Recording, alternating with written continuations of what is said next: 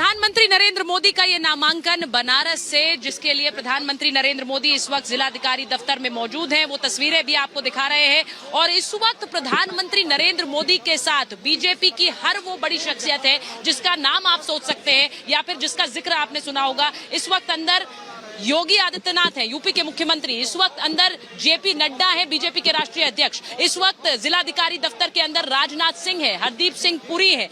इस वक्त चिराग पासवान है, अनुप्रिया पटेल है, क्योंकि न सिर्फ बीजेपी बल्कि ये एनडीए का एक तरह से सबसे भव्य नामांकन है, क्योंकि प्रधानमंत्री नरेंद्र मोदी का ये नामांकन है। हर कोई इस वक्त नामांकन स्थल पर मौजूद है। प्रधानमंत्री नरेंद्र मोदी अपना नामांकन दाखिल कर रहे हैं और प्रधानमंत्री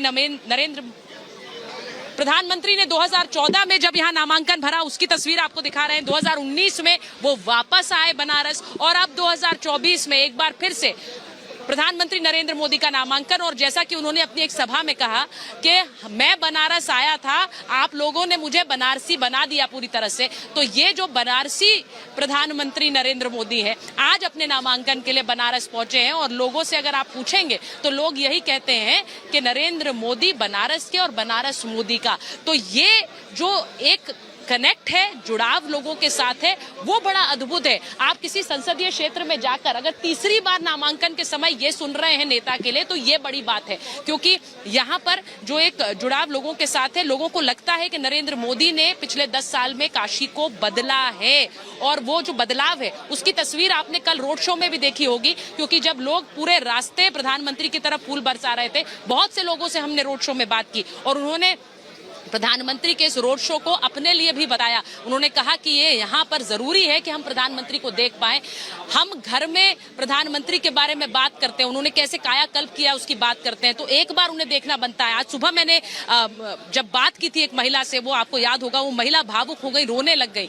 तो आप इस कनेक्ट को समझिए, ये एक तरह से जो एक इमोशनल कनेक्ट है लोगों का प्रधानमंत्री नरेंद्र मोदी के साथ, एक भावनात्मक जुड़ाव है, उसको समझने की जरूरत है। प्रधानमंत्री इस वक्त अंदर है और ये जो जिलाधिकारी दफ्तर है उसकी रोड्स थोड़ी पहले से बंद कर दी गई थी, तो बहुत से लोगों को जब बाद में जानकारी मिली तो लोग अब यहाँ पर पहुंचने लग गए। जरा दिखा दीजिए मुकेश जी, जो आप तस्वीर देखेंगे, लोगों का जमावड़ा लगना शुरू हो गया है यहाँ पर। और मैं ऐसा मुझे लगता है कि प्रधानमंत्री जब बाहर आएंगे तो इन लोगों की तरफ जरूर आएंगे, क्योंकि प्रधानमंत्री जानते हैं कि उनके इंतजार में लोग घंटों बैठे रहते हैं, उनके इस रोड शो के लिए लोग बैठे रहते हैं। मैं एक बार जरा कोशिश करूंगी कि मैं प्रधानमंत्री नरेंद्र मोदी, यहाँ पर थोड़ा सा जाना मुश्किल होगा, लेकिन मैं जरा एक बार कोशिश जरूर करूंगी कि कुछ लोगों से बात कर पाऊं। प्रधानमंत्री नरेंद्र मोदी का ये जो रोड शो है, रोड शो के बाद आज नामांकन है, मैं जरा एक बार सीधे जाकर लोगों से कुछ बात करने की कोशिश करती हूँ, अगर मैं उन तक पहुंच पाऊं।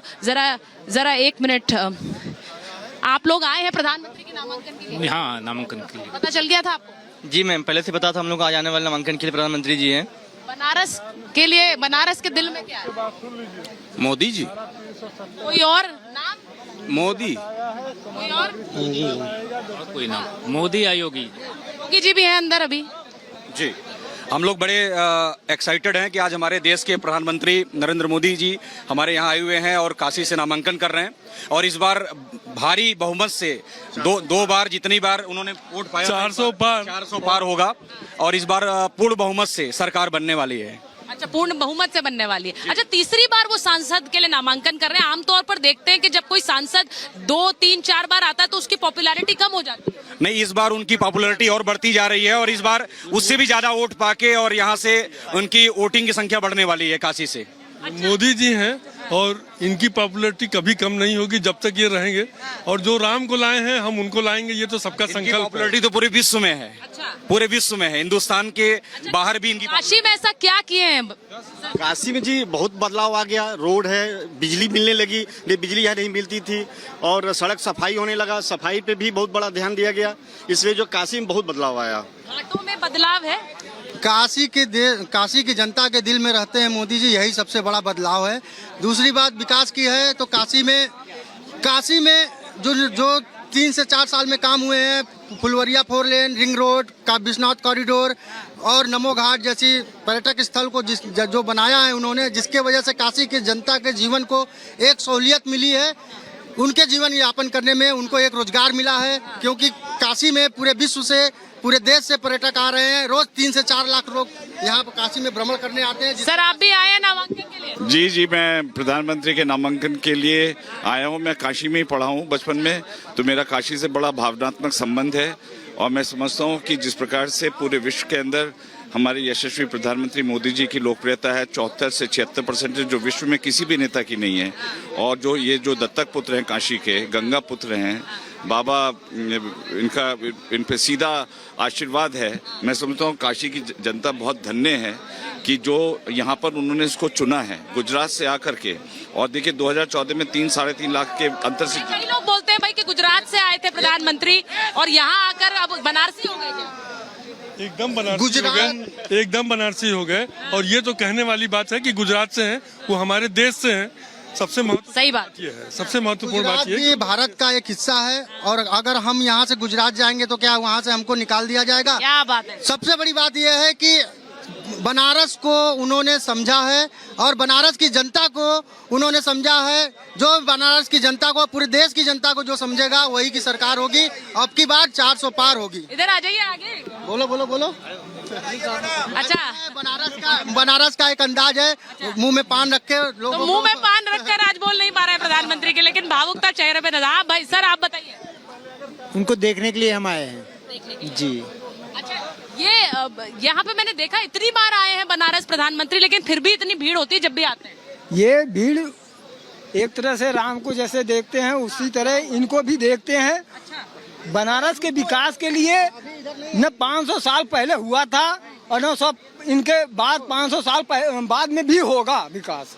जो विकास इन्होंने कर दिया वो विकास कोई नहीं कर पाएगा। 500 साल पहले ना हुआ था और न 500 साल बाद होगा विकास। अरे कह रहे हैं कि नींव रख दी है, ऐसी नींव रख दी है। बोलिए बोलिए। जो नींव रखी है प्राइम मिनिस्टर मोदी ने वो शायद वर्षों में नहीं रखी जाएगी। जो यहाँ पर जो 3 ठो जो रिंग रोड से दिए, इसके बाद जो अब बनाने जा रहे हैं फ्लाईओवर्स का, और इसके बाद जो रोपवे बन रहा है, बनारस का जितना विकास कभी शुरुआत में कभी कमलापति त्रिपाठी जी ने किया, उसके बाद अगर कोई नेता आए तो नरेंद्र मोदी। तो सालों से देखा है बनारस, 10 साल और पहले में क्या फर्क? बनारस एक गलिया में आती थी, बनारस गलिया स्मार्ट हो गई। यहाँ पे अंडर केबल का जमीन के अंदर वायर हो गए सब, और आपके फ्लाईओवर बने, रिंग रोड बन गया, विश्वनाथ धाम का विकास हो गया। और यहाँ पे पर्यटक पूरे विश्व में सबसे ज्यादा बनारस में आ रहे हैं इस समय।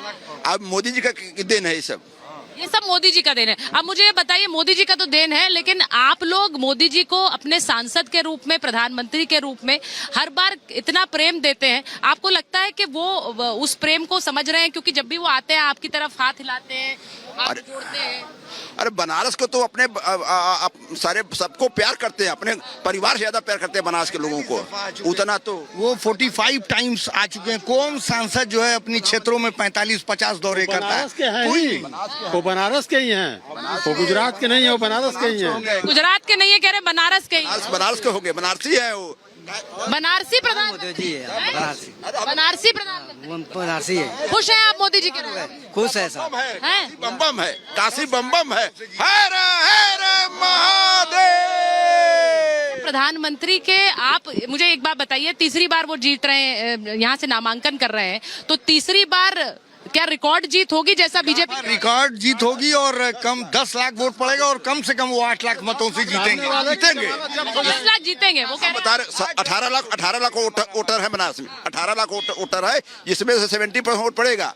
उसका 18 सत्ते 144, 10 लाख वोट पाएंगे मोदी जी। पिछली बार 65% वोट मोदी जी को पड़ा था, इस बार पाएंगे 75 75%। अच्छा, बाकी प्रत्याशी भी तो है ना बनारस में? वो क्या कर, जमानत जब्त होगी सबकी, जमानत जब्त हो जाएगी। वो जमानत जब्त प्रत्याशी है।